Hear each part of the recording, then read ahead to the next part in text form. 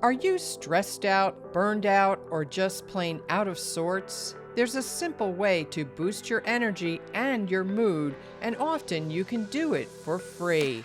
We're talking about getting outside in nature, whether green spaces or blue. Even just a few hours a week can help tone your body, focus your mind, and lift your spirits. We're visiting a gorgeous coastal park today on Still Time for Joy as we share practical advice for weathering life's storms and inspiring stories of resilience. Hello, I'm Sandra Levine, host of Still Time for Joy. My guest today is Nikki Vernachio, Chief Naturalist at Cattus Island County Park in Toms River, New Jersey, located right on the beautiful Barnegat Bay in Ocean County at the Jersey Shore. Welcome to the show, Nikki. Hi, Sandy. Thank you so much for having me. You're welcome. I love Cattus Island. I've spent lots of time there. There are beautiful walking trails. There's stunning views of the wetlands. What a beautiful, special place. But for people who have never been to Cattus Island, how would you describe this 530-acre New Jersey gem? Yes, well, thank you. It's always nice to see you coming to walk by, too. What makes Cattus Island special is we're this chunk of natural property surrounded by a very busy section of Tom's River. So as you're traveling to the park, you're kind of imagining, is this park even here? Where is it? And within a turn or two off the main road, our park opens up to, a large road that goes back about 2 miles. We have about 7 miles of walking trails. And with those trails, you really go through a diverse amount of habitat and you get to see lots of interesting scenery and interesting views that vary from the salt marsh to the maritime forest to an open field. So you don't have to venture very far to see lots of nice and, exciting, pretty things. So today we're talking specifically about Cattus Island, but really no matter where you are, just getting outside can have benefits to your body, to your mental state, to your mood. So even if you're in a city, just getting outside and walking around, if there's a park nearby, that's even better. But all of the benefits apply just to being outdoors. So, what are some of those physical and mental health benefits of being out in nature, especially? Yes, I can agree more. Sometimes we try to overthink things thinking, well, for this benefit, maybe I need to do a mile walk or a 2 mile walk, or I need to do this or that. And I think we put a lot of pressure on ourselves. But I think simply going outside your door, whether you are in an urban area or in a suburban area or neighborhood, but sitting on your stoop or, just walking outside or even just standing, that fresh air that comes around, seeing the green, seeing the trees and the life that's out there will have an impact on you. Your body physically actually really kind of craves some of these natural things that are around us. It does help to lower our blood pressure, lower our cortisol levels. It helps with anxiety and depression. And there's a lot of scientific basis, backing that up, that it is beneficial. But again, you don't have to overthink it. And that is one of the things that is so simple to do and that I enjoy doing so much at Cattus Island is just going for a walk. Okay. So you get out into the woods and what kind of immediately happens? Yeah, well, we're so blessed here because we have a lot of pine trees. So you start to smell the pines, and then you might catch a little sea breeze that's coming in from the bay. So you get a little bit of the salty in the pine that's coming in right in the parking lot, and you're like, oh, this is a special place to go. And within a few hundred yards, you're in a view that you're overlooking the water and overlooking the salt marsh, which is a really great place to see. And you're checking out all those animals that can be found there, like wading birds like egrets or great blue herons. So talk to me about the nature trails, the walks through the woods. They're very easy. It's really pretty flat ground. You also have boardwalks that go through the woods. We're very accessible. We do have an accessible boardwalk trail that goes from our parking lot area to our nature center and playground. And it's a great spot for maybe one of those short walks. You know, maybe you're with your caregiving with someone who can't walk that far. It's a perfect trail to go walking down with benches along the way. We also do have a hard packed trail, which is our main trail. It's nice and wide. And it's perfect if you're a little nervous about ticks, which is a truthful thing here in, in the Pine Barrens. There's better times to be walking through the forest than others, but this nice wide dirt trail, you're not brushing against some of that vegetation. If you wanted to venture off into the smaller trails, there's lots of little trails that stem off that main trail that are often nice and quiet. So you're leaving the busyness of Tom's River and find out, oh, I could be the only one on this piece of the trail, which is nice to, to experience. So, what about the wetlands? That's always one of my favorite things. You don't have to walk very far down the trails in Cattus Island until it opens up into this beautiful view over the wetlands. And if you're lucky, sometimes you see even an osprey that's nesting at Cattus Island. Talk to me about, what do you teach people about the wetlands at Cattus? There's so much biodiversity in the wetlands. There absolutely is. And I think many people who maybe don't experience the wetlands might kind of give it a negative connotation. You know, it does sometimes have a smell. Sometimes the salt marsh can smell like rotten eggs. And we like to teach people that's a natural smell for the salt marsh. And that actually means the salt marsh is working and doing its job. So it's one of the really core habitats here in Ocean County for a lot of our animals. Our fish, our crabs really begin their lives in that salt marsh. So really teaching through our Cooper Environmental Center the benefits of the salt marsh and the different animals that interact through there really kind of helps make those connections with all the other things that are around the county here. And Cattus is known for having osprey nests. Talk to me a little bit about the story of the osprey and how it had problems back in the day because of DDT, and it's been brought back. Sure. So, back in the day, and I want to say in the early 1900s, say, late 1800s, ospreys were almost a nuisance species. Now, an osprey is a large hawk. They have a wingspan of about 6 feet long.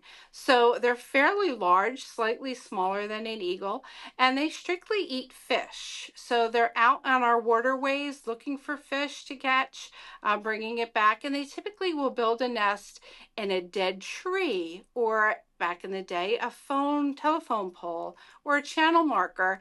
And oftentimes they were seen as being a nuisance. So they would actually knock the nest down. And during that time, we started to develop ways to combat our friendly mosquito population here. With those mosquitoes, DDT came into play. And DDT did a great job at eliminating mosquitoes, but unfortunately harmed other animals in that food web as well. A lot of your birds of prey, like your ospreys and your eagles, really affected their eggshells and their egg laying. So the numbers drastically disappeared over the years. In the late 1900s, mid 1900s, there was said to be about 50 pairs of osprey left in the whole state of New Jersey. So with that, lots of conservation efforts blossomed to help to conserve them. One of those is putting up osprey platforms, or a safe place for those ospreys to nest, not precariously in a tree or in a telephone pole or in a channel marker. And those numbers have really boomed. They're doing great. They're actually a success story here in Ocean County, which is great to see. And we're honored to be a part of that. We have 14 nesting platforms around the park, 11 of which you can see and view. The osprey are seasonal. They're pretty much leaving at this time of year, but they return middle of March. They come back and they set up their nests and will breed throughout the summer. They usually have one set of chicks, and then we'll fly south for the winter time, end of August, beginning of September. So, while we're talking about wildlife, there are so many species of wild animals that you can see in Cattus Island. Just give me a short laundry list of some of the species people might see if they're on a walk looking either in the woods or at the wetlands. And I love that, Sandy, because I think sometimes people who may be nervous about coming out for a walk or a hike or might not describe themselves as an outdoorsy person or say, move down to this area from more urban areas might be nervous as to what is out there, so to speak. So we've got lots of friendly faces here at Cattus Island. We have a lot of white-tailed deer, red fox are always a treat to see. Our nighttime animals, such as our raccoons. We also have some possums and such. We have lovely reptiles. Here at the Cooper Environmental Center, we have about 35 reptile species on display that you can come check out and visit. They're all very friendly, as I like to call it. They're not reptiles that are going to harm you or are venomous, and that goes for the also those reptiles that are in the park as well. Of course, we ask that you keep your distance, to respect them, but you could see a snapping turtle walking through the parking lot, or you could see a green snake on one of the bushes. So nothing to be concerned about, but it's something that kind of sparks awe and joy when you're on your walk as well. And the wild animals, if you see a fox or if you see a raccoon, they don't really want to be close to humans. You just have to keep your distance and they won't bother Exactly. you, of course. Exactly. So there are lots of opportunities for exercise and activities at Cattus Island besides walking through the woods. I understand you do some stand-up paddleboarding and kayaking. What kind of opportunities are there for people? Yeah, especially during our summer months, we offer an estuary kayak trips, and they happen many days during the summertime every year. We do have a program guide that we put out, the Parks Department puts out as a whole, and that comes out every season, and that can be accessed online. And that program guide hosts all of the different programs within the Parks Department, listings such as the kayak trips. And these are beginner trips. So if you're curious to see, maybe I'm not sure if I'd like kayaking or I don't know where to try kayaking, this is a great trip because it's an hour and a half. We're staying right around the shoreline of Cattus Island, and we're going to teach you some of those fundamentals of safe kayaking. So then you could take that knowledge and say, wow, I could maybe do another trip, or maybe I'd like to buy a kayak of my own and get more information about this. So I'm very proud of those trips because they are instrumental in maybe kind of attracting people who are maybe curious about something, but they're not quite sure how it works.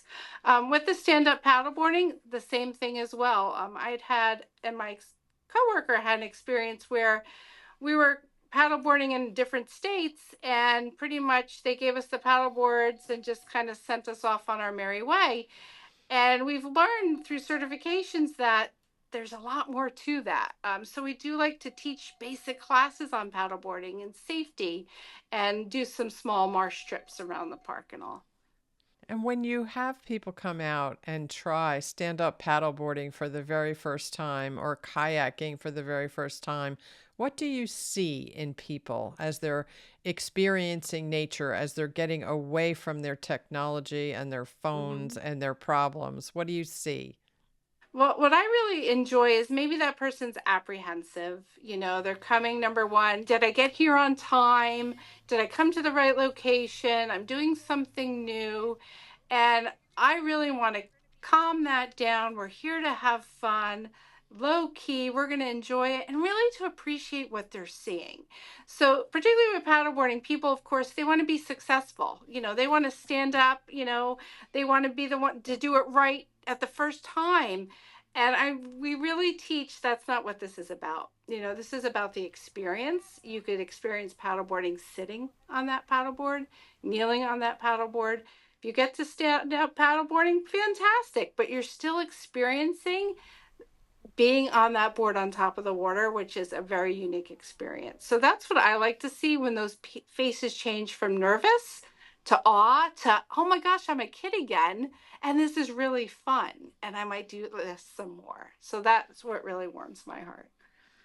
And that's what I want to talk about a little bit is that sense of awe, yes, Mm-hmm. and also just the importance of getting away from technology and absorbing all there is in a place like Cattus Island. You have the beautiful water. You're away from civilization. You're within You feel like civilization, that, but right? you feel like you're almost in a different time and place because we're not used to having 530 acres of open space when you live in New Jersey. New Jersey is the most densely populated state in the nation.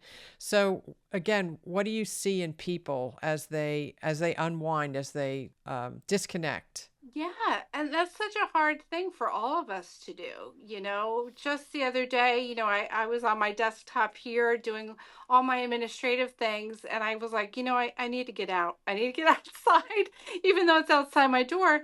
And I took a walk by the salt marsh, and I just took a moment and appreciated what's out there. And there was an egret who happened to be fishing very close. And I spent 2 minutes just watching that egret, not because I'm a naturalist and that's my job, but he was so funny the way he was trying to fish out there in the marsh that it just piqued my curiosity and my awe. And to be able to share that with others coming in, or even just to show that pathway that you can disconnect.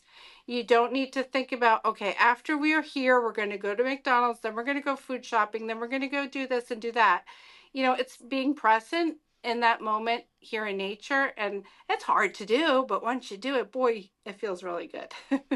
And you feel the benefits immediately. You have that Mhm. sense of almost being lost. You're not aware really of time so Mhm. much. You're in the moment, in the Right. moment.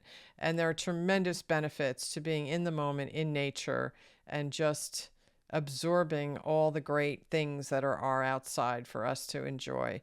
So, what about bees and butterflies? Yes. So we have this great opportunity here where you can visit our butterfly garden. Our butterfly garden is right in front of the Cooper Environmental Center. It's open all year round. It's not an enclosure like many people believe you're going to walk through a butterfly exhibit, but it's open so those butterflies can come and go. And typically, the most popular time for butterflies to be there is throughout the summer season and into the fall. So this is typically a nice time of year. We tend to put native plants in there and really encourage native gardening. And if folks who are interested in that come to visit, we actually have a brochure that lists some of the plants that are in the garden. They can learn about a little more how they can incorporate those plants into their own garden. And again, you don't have to put in this half an acre garden to attract butterflies. You can start with a handful of species that could be on our list, and you'll start to see butterflies and maybe even hummingbirds. Our bees, we started having beehive colonies here at the Nature Center. We began with an outdoor hive for a number of years. And about 2 years ago, we were able to install an indoor observation beehive. So you can actually come inside and visit and see a working beehive within the Nature Center. And we've just learned so much as staff ourselves about the bees, and they're just so intricate and amazing. And you can even feel on the observation hive the energy that comes from the bees. You can feel their heat and temperature. So we love to share that with people because many people, are fearful of bees, rightfully so, right? But this kind of displays some of those myths that people do believe of them. And the Cooper Environmental Center, which you've mentioned a few times, is a nature center and it has so many wonderful exhibits.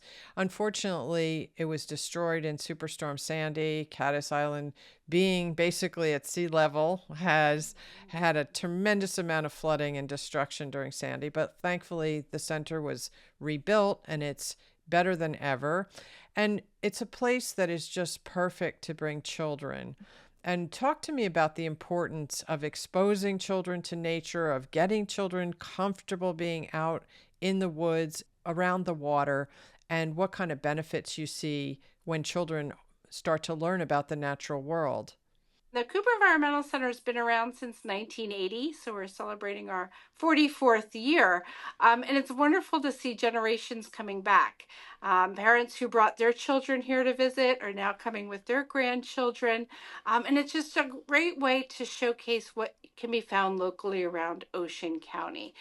So we do like to have native species that are about to help teach them what kind of snakes are around here, what kind of turtles, to help educate them on when they see an animal like that in your yard, or how do you react to those animals? Are they going to hurt you? Are they in danger? Is the animal injured? Is it good for you to bring that animal inside and make it a pet? Or is it not really so beneficial for that animal? Even though maybe you're meaning well, that may not be the right thing for that animal or that species. So, yeah, we work very hard for a lot of our conservation of our native animals and plants. And our children's programs and our children's volunteer program have really instilled over the years a generation of environmentalists, veterinarians, all sorts of children who've gone off to do bigger and better things. So it is in the exposing children to nature and in getting them curious about Mhm. nature and getting them to understand a little bit more about nature and be more comfortable in nature that they end up becoming stewards of the land. Isn't that the idea?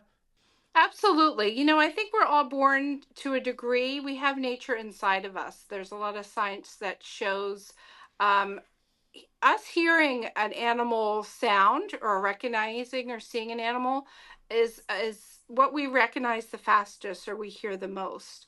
There's also data that shows us seeing color, which fascinates me. But the color green, we recognize the most shades of the color green, which kind of makes sense for us.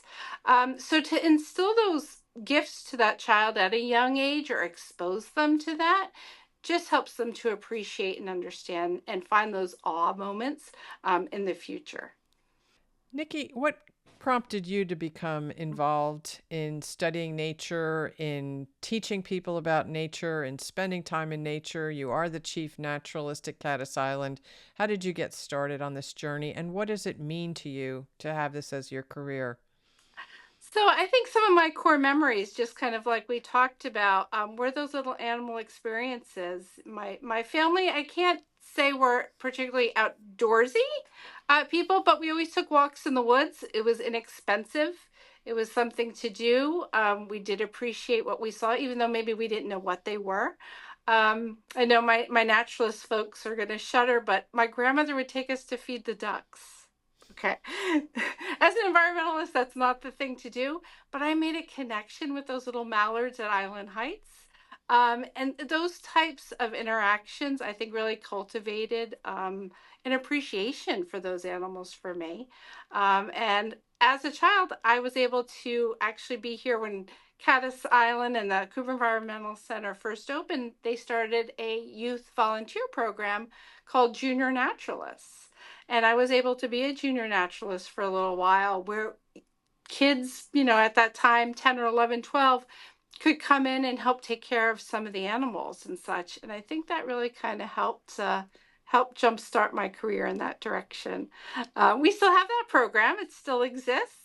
We still have youth volunteers. We have a teen program and a junior naturalist program. And it's a great program because it's the kids that maybe are not so much into sports or maybe don't really play an instrument, but they find nature kind of fascinating and interesting. And they're really a help for us. Yeah, and Cattus Island, as I mentioned, I grew up in the neighborhood. It's my second home. I've left and worked for Cattus Island actually 2 or 3 times. I've come and gone as my journey in life has taken me. But yeah, as I returned after kind of raising some of my children, this is where I am now, and I'm just so proud to be in the position I am and able to share this gem of a park. We have a wonderful staff that are here that are worked together and love just to be of service to the residents of Ocean County or any other visitors that come into us. We love to meet people from all over. And wrapping up now, how would you describe how you feel about the park and its beauty? How would you describe your connection to this special place? Every day it does bring me joy. It is work, and there's, always that part of work and parts that aren't easy. But every day I'm impacted, my heart grows, it's full. Whether that's someone I'm running into, on the trails who said, "Gosh, it's such a great day. Did you see the leaves today?" And I'm like, "Yes, did you see those leaves today?" Just sharing those experiences or having our school classes come in. We have a lot of school groups that come in and to watch these kids who maybe have never seen the bay or have never touched a fish have an opportunity to do those things. It's those little things every day that I enjoy, and I enjoy seeing. And Cattus Island is beautiful all year round. We walk there in the middle of the winter when there's sometimes snow on the ground. It's a wonderful, wonderful place. And I encourage everyone who's listening to visit places like Cattus Island wherever you live, your county parks, your state parks, your national parks. Get outside. You will be glad you did. Well, Nikki Vernachio, thank you so much for all you're doing to help keep nature at the center of our lives. And thank you for being on the show today. Oh, thank you, Sandy. Thank you so much. I'm so honored to be a part of the podcast. It's wonderful. I love it. If you found today's show helpful, please share the information with someone who needs it and follow Still Time for Joy for more practical tips on weathering life's storms, as well as inspiring stories of people who have turned their pain into purpose. Please consider supporting the work that goes into producing the show on Patreon.